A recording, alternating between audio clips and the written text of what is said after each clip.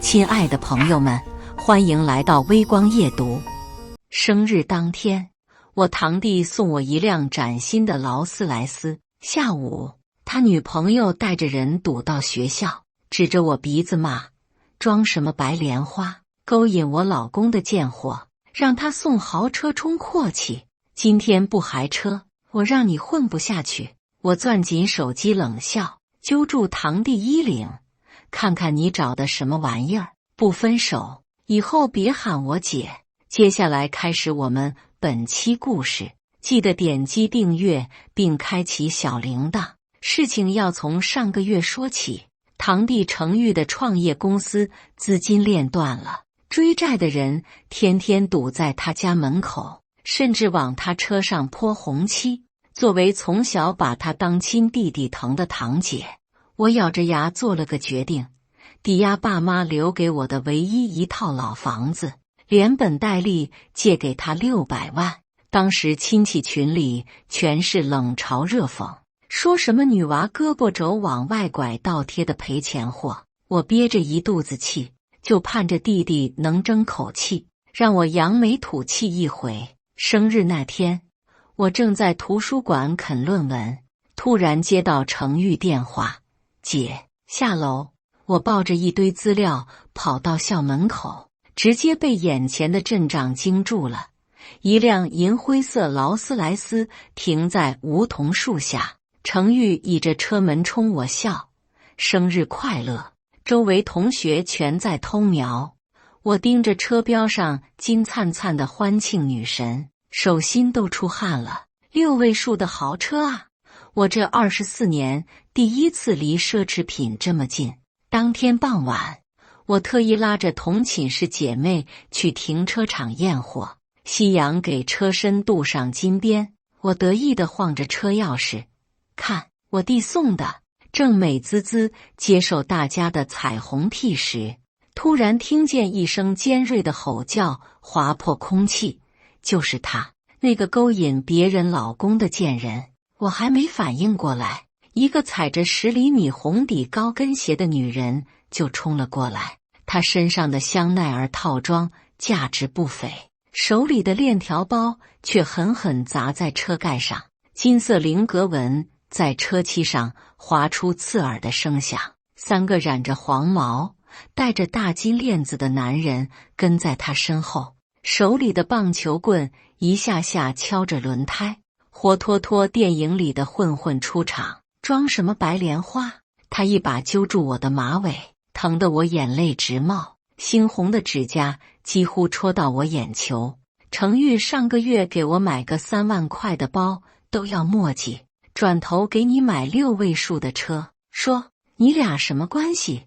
周围瞬间围满了人，手机镜头密密麻麻对着我。小三、狐狸精的议论声像潮水般涌来，我急得大喊：我是他堂姐，同父同母的亲堂姐。可没人听我解释。沈娇娇突然抓起棒球棍，对着挡风玻璃就要砸下去。今天不把车还我，就让你在学校混不下去。千钧一发之际，程玉终于赶到了，我像看到救星一样喊他名字，结果他却冲过去拉住沈娇娇的手腕：娇娇，别闹了。说完还转头冲我皱眉：姐，你别太过分，娇娇最近压力大，你让让她。我彻底懵了，气得浑身发抖，从包里掏出皱巴巴的贷款合同，在他眼前晃。程玉，当初是谁跪在我家客厅求我抵押房子救公司？现在出息了，连亲姐都不认了。沈娇娇却突然掏出手机，举着转账截图尖叫：上个月她说公司没钱，结果偷偷给堂姐赚了50万，不是包养是什么？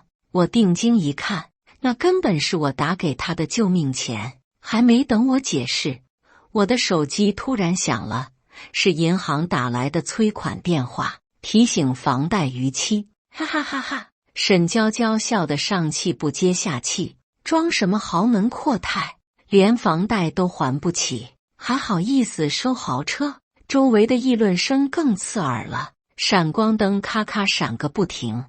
我感觉自己像被钉在耻辱柱上的小丑。混乱中，程昱大概是想拉开我们，却不小心把沈娇娇推倒在地，她脑袋磕在车身上，瞬间渗出鲜血，立刻撕心裂肺地哭喊：程昱，你为了这个贱人打我，我要报警！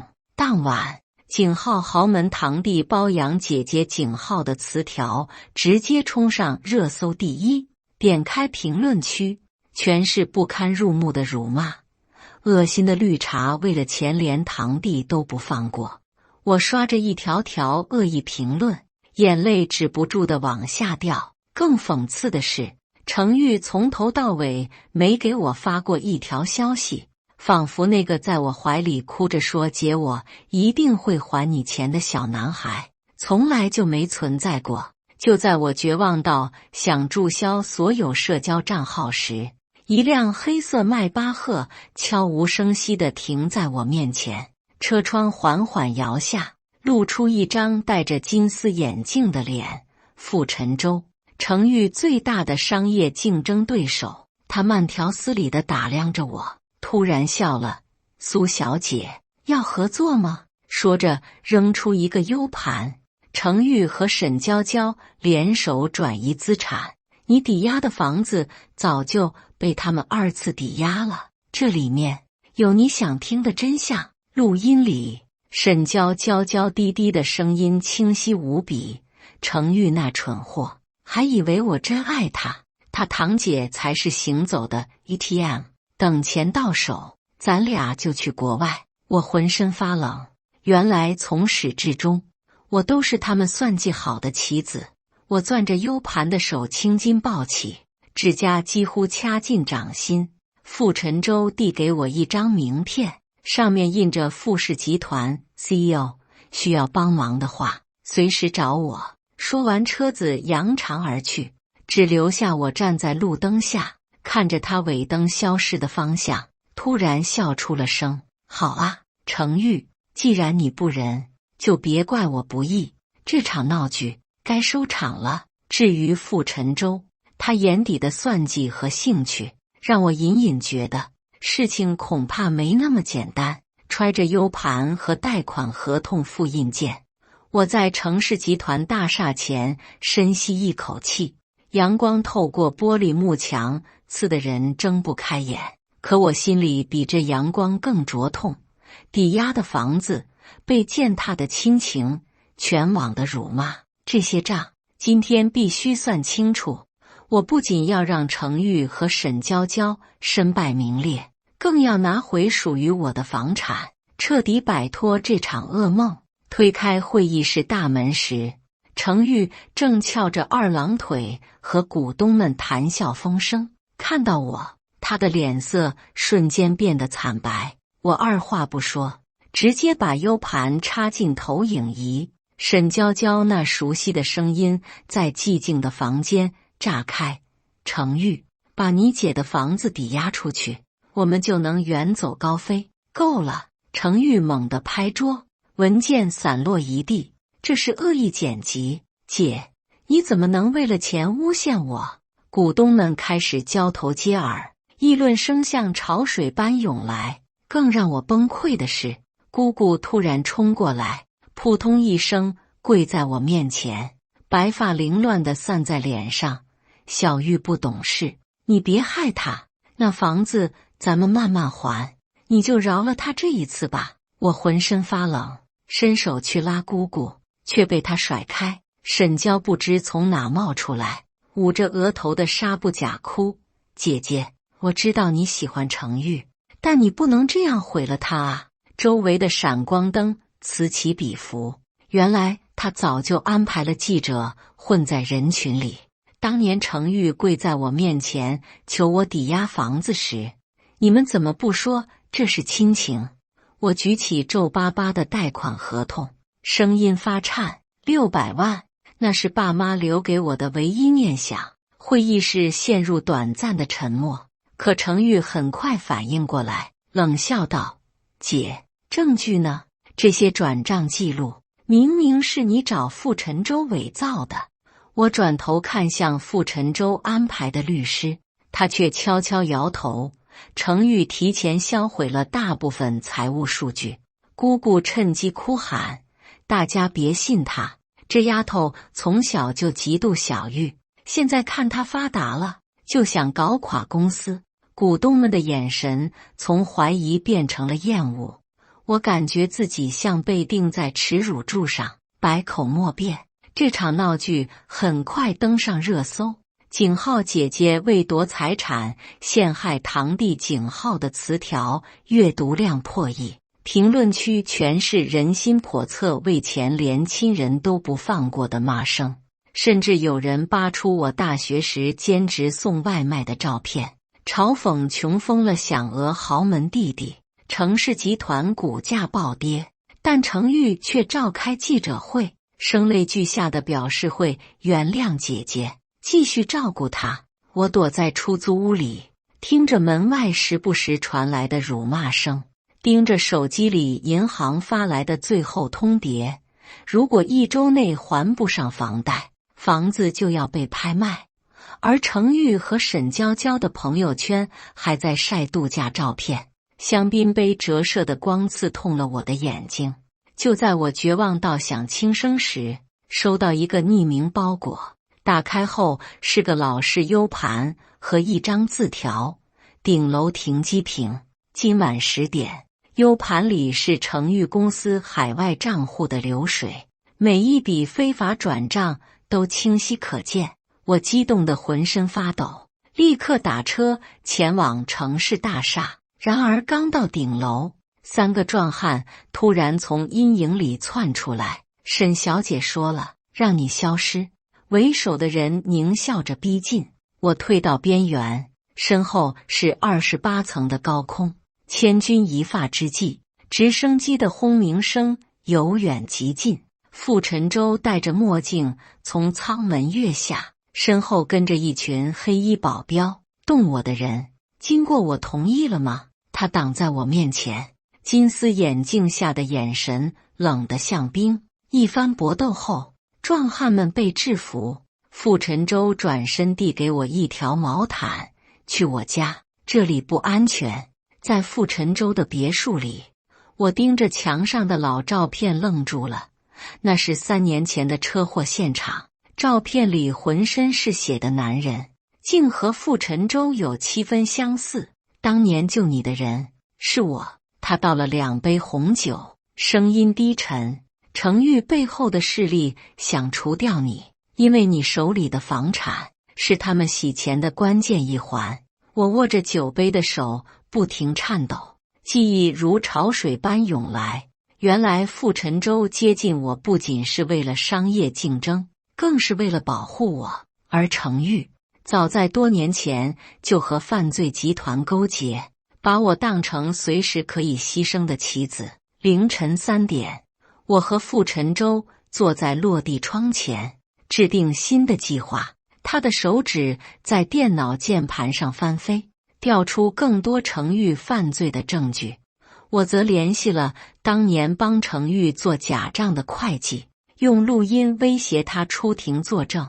天边泛起鱼肚白时，傅晨舟突然转头看我：这次换我保护你。现在所有证据已经提交给警方，程昱的律师团队正在疯狂公关，但我不再害怕，因为我知道正义或许会迟到，但绝不会缺席。至于傅晨舟，他看我的眼神总让我想起车祸那天温暖的怀抱。带着傅晨舟提供的海外账户流水和假账会计的证词，我信心满满地配合警方展开调查，不仅要让程昱为挪用公款、商业欺诈付出代价，更要通过法律程序撤销房产抵押，把爸妈留下的家夺回来。同时，我还想借助舆论澄清自己的名声，让那些骂我拜金女、心机姐的网友闭嘴。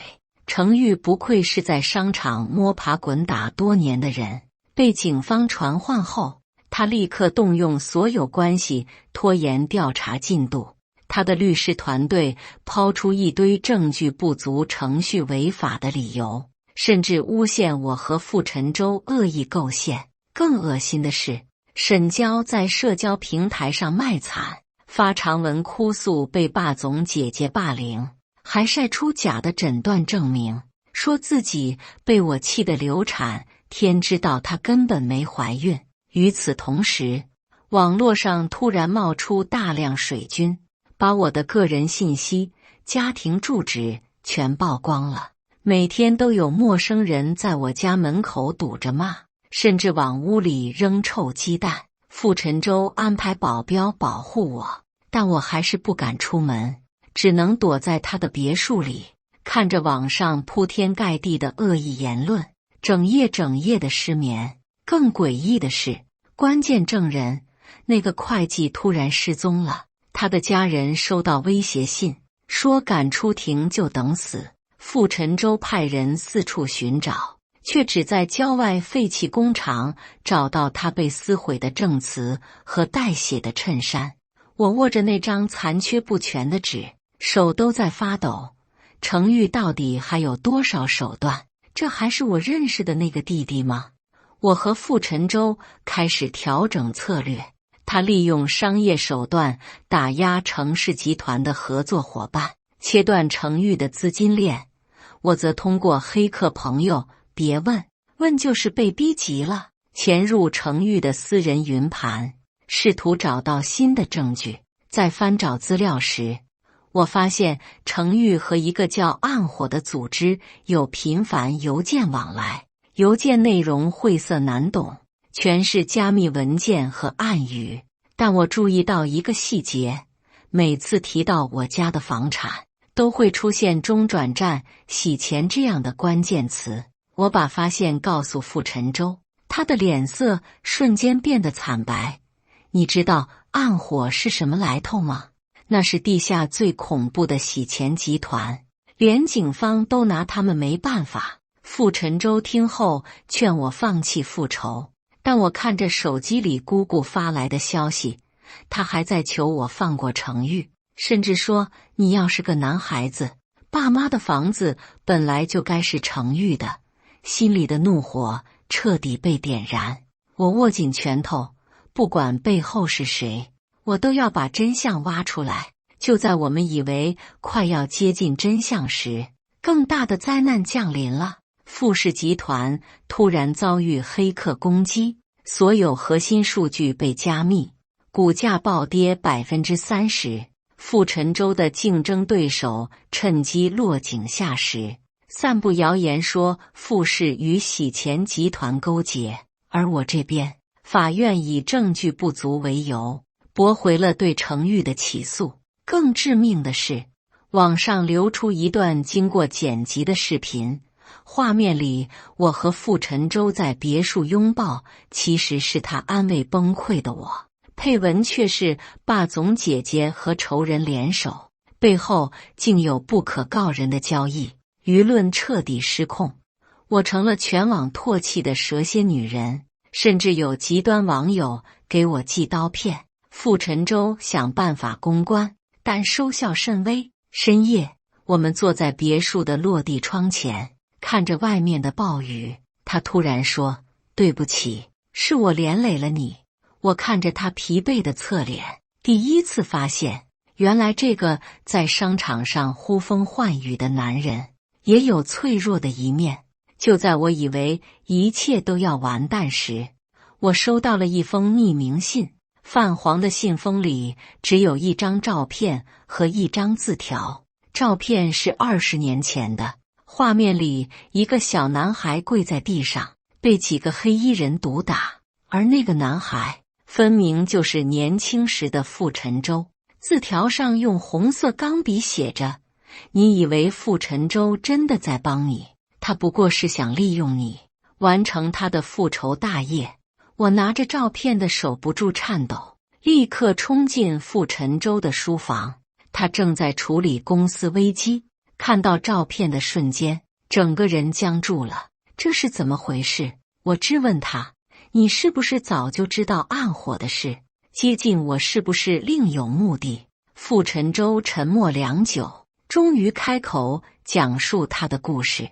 原来20年前，他的父亲是一家上市公司的老板，因为拒绝和暗火合作洗钱，被他们设计陷害，最终破产自杀。母亲也在绝望中离世，只留下年幼的他。从那时起，他就发誓要摧毁暗火，为父母报仇。而程昱早在5年前就加入了暗火，成为他们在商界的棋子。我家的房产正是暗火洗钱的关键一环，他们计划通过抵押、转卖，把非法资金洗白。傅晨舟接近我，确实一开始是为了利用我找到暗火的把柄，但在相处过程中，他发现自己不知不觉爱上了我。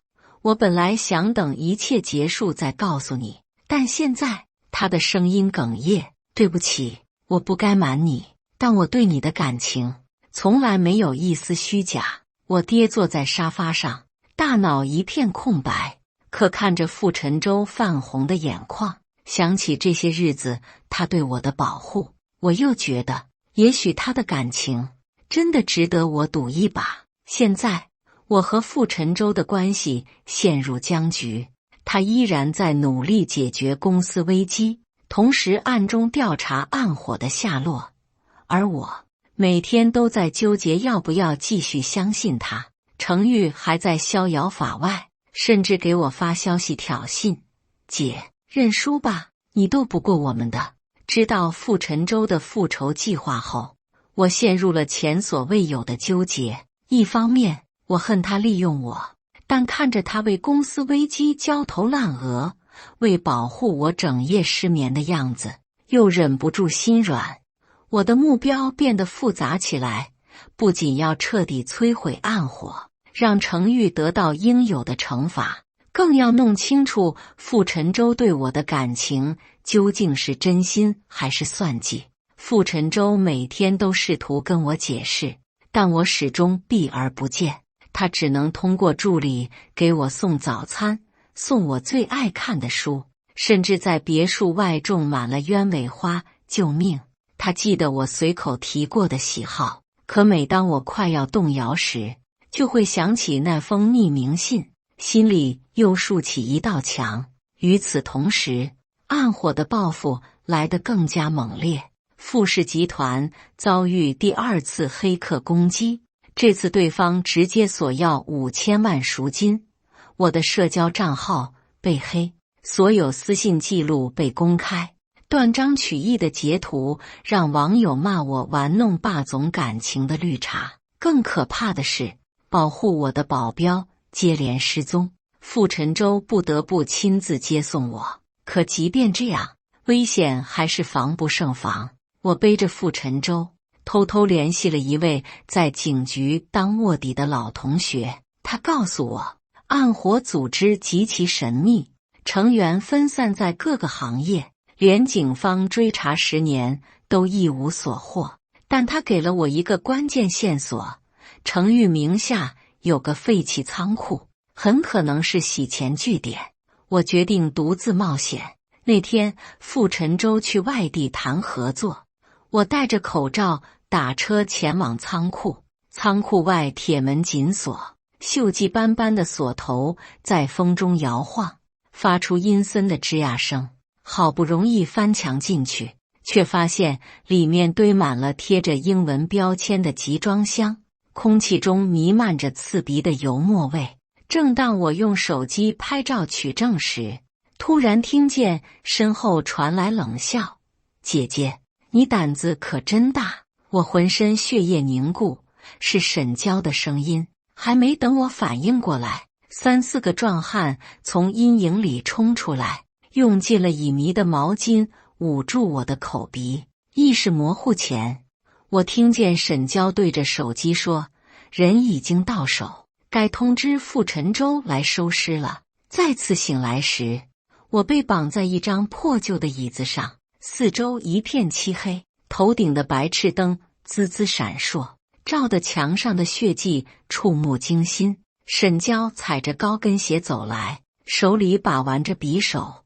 知道傅晨舟为什么接近你吗？因为你长得像他死去的白月光啊！他刺耳的笑声在空荡荡的房间回荡。等他来了，我就让你们在黄泉路上团聚。我拼命挣扎，绳索勒得手腕生疼。手机在被抓前藏在了外套口袋。我偷偷按下和傅晨舟约定的紧急联络键，祈祷他能及时发现异常。不知过了多久，仓库外突然传来激烈的打斗声，铁门被轰然撞开，傅晨舟浑身是血地冲进来，身后跟着一群保镖。放开他！他的声音几乎是嘶吼，眼神里的杀意让我心惊。就在他冲向我的瞬间，沈娇娇突然举起枪对准他。千钧一发之际，我用力踢翻椅子，撞向沈娇娇。枪响了，子弹擦过傅晨舟的肩膀，他趁机夺下手枪，反手制服了沈娇娇。你疯了？为什么不等我？他颤抖着解开我的绳索，眼眶通红。我看着他流血的伤口，所有的怨恨突然烟消云散，脱口而出：因为我怕你只是把我当棋子。傅晨舟突然紧紧抱住我，力道大的像是要把我揉进身体里。我承认一开始接近你有目的，但现在……他声音哽咽，每次想到你会出事，我都恨不得去死。我父亲临终前让我别被仇恨吞噬，直到遇见你，我才知道什么叫活着的意义。这时，警察冲进来，带走了沈娇。傅晨舟的助理送来一个 U 盘，里面是沈娇和暗火高层的通话录音。录音里，一个熟悉的声音让我浑身发冷，那是我姑姑。原来她早就知道程昱的所作所为，甚至帮着暗火威胁证人，销毁证据。从仓库死里逃生后，我和傅晨舟的关系彻底破冰。他每天缠着我讲小时候的故事，带我去看他偷偷拍的我的照片，从我们第一次见面就开始拍了救命，甚至把傅氏集团的股份转到我名下。但我知道这场战争还没结束，现在警方已经开始调查姑姑和暗火的关系，程昱也被限制出境。我和傅晨舟坐在别墅的花园里，看着盛开的鸢尾花。他突然说：等一切结束，我们去你爸妈的墓前，告诉他们我会照顾好你。和傅晨舟联手后，我们掌握了沈娇的关键录音，本以为胜利在望。我的目标很明确，把暗火洗钱证据交给警方，让程昱为商业欺诈坐牢，更要让姑姑为他包庇犯罪、威胁证人的行为付出代价。同时，我也想借此机会彻底洗清自己被泼的脏水。就在我们准备向警方提交证据时，傅晨舟的助理突然送来一个神秘包裹，泛黄的信封上只有一行小字：给程妍小姐的真相。里面是一叠老照片和出生证明。照片里，年轻的姑姑抱着一个婴儿，旁边站着的男人竟是暗火组织的疑似头目，而出生证明显示我真正的父亲就是这个男人。我握着纸张的手不停发抖，指甲几乎掐进掌心。傅晨舟发现我不对劲，夺过文件后脸色瞬间惨白。原来20年前，他父亲拒绝合作的对象正是我的亲生父亲。也就是说，我不仅是仇人的女儿，还是傅晨舟复仇路上最大的阻碍。我不敢把真相告诉傅晨舟，只能强撑着继续调查。白天，我跟着他走访暗火的可疑据点。深夜，我偷偷翻找家里的旧物，试图拼凑出当年的真相。姑姑突然频繁联系我，在电话里哭着求我放过程昱，你就当姐姐求你，他是你唯一的亲人了。这话让我彻底爆发。唯一的亲人？你们算计我房子的时候，威胁证人的时候，想过我是亲人吗？挂断电话后，我在卫生间吐得昏天黑地。原来这些年，我守护的亲情从头到尾都是谎言，纸终究包不住火。傅晨舟在追踪暗火资金流向时，发现了我偷偷调查身世的痕迹。当他拿着证据质问我时，我第一次在他眼里看到了恐惧和痛苦。为什么不告诉我？原来从一开始，我们就是仇人。那晚，他独自在书房待了整夜。第二天，傅氏集团突然宣布暂停所有复仇计划，股价再次暴跌。网上又开始流传霸总被仇人女儿欺骗的谣言，而我成了众矢之的。就在我以为傅晨舟会彻底放弃我时，他却做出了惊人的决定。他召开新闻发布会，公开承认和我的情侣关系，还展示了部分暗火的犯罪证据。苏小姐与此事无关，所有责任由我一人承担。散会后，我在办公室找到他，他正在销毁父亲当年陷害他父母的证据。我想通了，他疲惫地笑。仇恨不该延续到下一代，但暗火必须被摧毁，不是为了复仇，而是为了保护你。就在我们关系破冰时，警局突然来电，姑姑自首了。在审讯室里，他哭着说出了真相。当年，我的亲生父亲为了加入暗火，抛弃了我和母亲。姑姑可怜我们，偷偷把我接回家抚养，还伪造了身份。他包庇程昱，也是因为害怕暗火会对我不利。小玉被他们威胁着洗钱，我只能……姑姑泣不成声，但我没想到他们会害你到这个地步。程昱和暗火高层最终被警方一网打尽。姑姑因为自首和立功，得到了从轻判决。傅晨舟卖掉了部分公司股份，买下我家原来的房子，重新装修成我们的家。在父母的墓前，他牵着我的手说，以后这里就是我们的起点，不再有仇恨，只有未来。现在我们正在筹备婚礼。傅晨舟甚至学起了烹饪，虽然把厨房炸了3次救命，但看他手忙脚乱的样子，我突然觉得，也许幸福真的会迟到，但永远不会缺席。感谢大家的观看，本期故事精彩吗？欢迎大家在下方评论区吐槽。如果你喜欢这类故事，记得点击订阅微光夜读，并分享给更多的人，这会对我帮助很大。再次感谢大家的观看。